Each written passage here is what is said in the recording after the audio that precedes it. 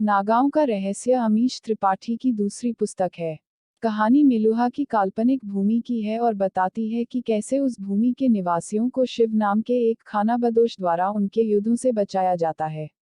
यह वहीं से शुरू होता है जहां से इसके पूर्ववर्ती मेलुहा के मृत्युंजय को छोड़ा गया था, जिसमें शिव ने हमलावर नागा से सती को बचाने की कोशिश की थी। आज वह ईश्वर हैं। 4000 वर्ष पहले वह केवल एक मानव था। मेलुहा के मृत्युंजय ने शिव और सूर्यवंशियों की कहानी का सिरा जहां छोड़ा है, ठीक वहीं से नागाओं के रहस्य की कहानी आगे बढ़ती है। नागाओं ने शिव के मित्र बृहस्पति की हत्या की और अब उसकी पत्नी सती की जान के पीछे पड़े हुए हैं। क्रूर हत्यारों की जाति नागाओं के इरादों को विफल करना ही शिव का एकमात्र लक्ष्य बन जाता है। प्रतिशोध की राह पर चलते हुए शिव नागवंशियों के क्षेत्र में पहुंचता है।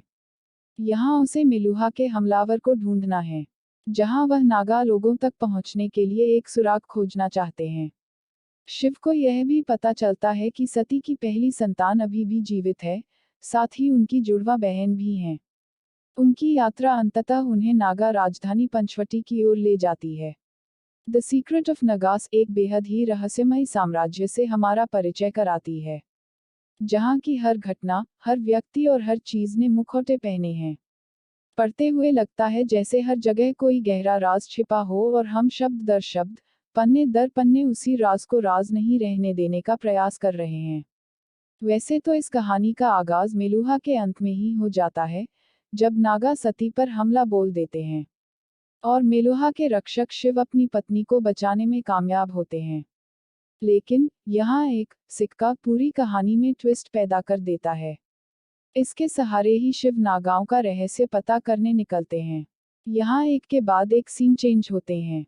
शिव, मेलुहा की भूमि के प्रसिद्ध रक्षक, अपनी पत्नी सती को एक नागा से बचाने के लिए भागते हैं, जो अजीब उत्कीर्णन वाले सिक्कों को छोड़कर भाग जाता है। सती के पिता दक्ष और अयोध्या के राजा दिलीप से परामर्श करने के बाद उन्हें पता चला कि सिक्का पूर्वी भारत में ब्रांगा देश के शासक राजा चंद्रकेतु का है।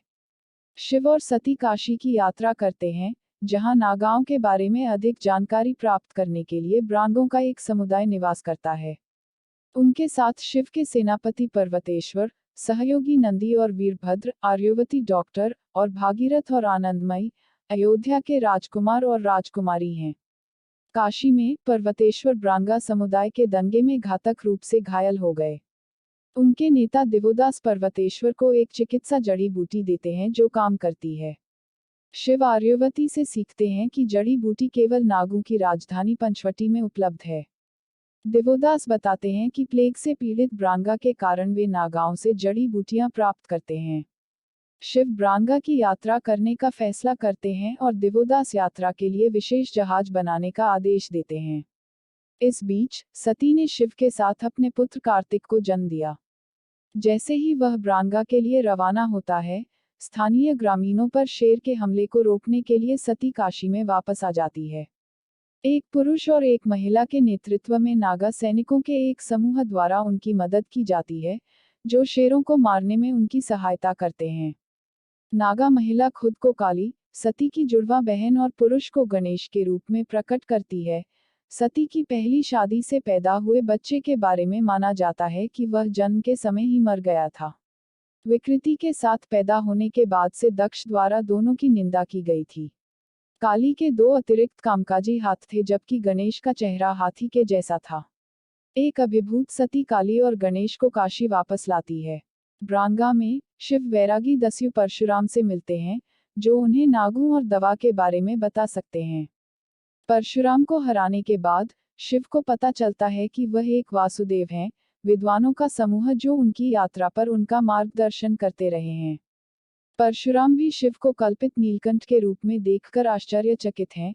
अपने कार्यों के लिए पश्चाताप में उसने अपना बायां हाथ काट लिया। वह ब्रांगा के लोगों को दवा का नुस्खा देता है और शिव के प्रवेश में शामिल होता है। काशी में शिव का परिचय सती द्वारा गणेश और काली से कराया जाता है। शिव गणेश को उस नागा के रूप में पहचानते हैं जिसने सती पर हमला किया था और उनके दोस्त वैज्ञानिक बृहस्पति के कथित हत्यारे के रूप में। क्रोधित होकर वह सती को छोड़ देता है और ब्रांगा इलाके में निवास करता है। एक दिन एक स्थानीय पार्क में कार्तिक के साथ खेलते समय गणेश उन्हें एक शेर के हमले से बचाता है। शिव ने उसे क्षमा कर दिया और सती के साथ मिलकर दक्ष का सामना किया, जो सती के पहले पति की हत्या करने और काली और गणेश की निंदा करने की बात कबूल करता है। दक्ष ने अपने और सती के बीच अविश्वास पैदा करने के लिए शिव को दोषी ठहराया, उसे मिलुहा जाने के लिए कहा गया। शिव काली के मार्गदर्शन में पंचवटी की यात्रा करते हैं, जो नागा रानी हैं और जानते हैं कि विश्वासघाती दंडक वन के माध्यम से राजधानी तक कैसे पहुंचा जाए। उनकी यात्रा पर दल पर नदी की ओर से सामूहिक विनाश के हथियारों वाले जहाजों के एक कैश द्वारा हमला किया जाता है, जिसे दैवीय अस्त्र के रूप में जाना जाता है, जिसे कभी भारत के प्रसिद्ध सर्वोच्च शासक भगवान रुद्र ने मना किया था। हमले से भागकर और सुरक्षित रूप से पंचवटी पहुंचने के बाद शिव और सती को इसके पीछे दक्ष का हाथ होने का संदेह है। काली शिव को राजधानी के पास के एक स्कूल में ले जाती है, जहां वह बृहस्पति को पूरी तरह से जीवित और एक कक्षा को पढ़ाते हुए पाती है।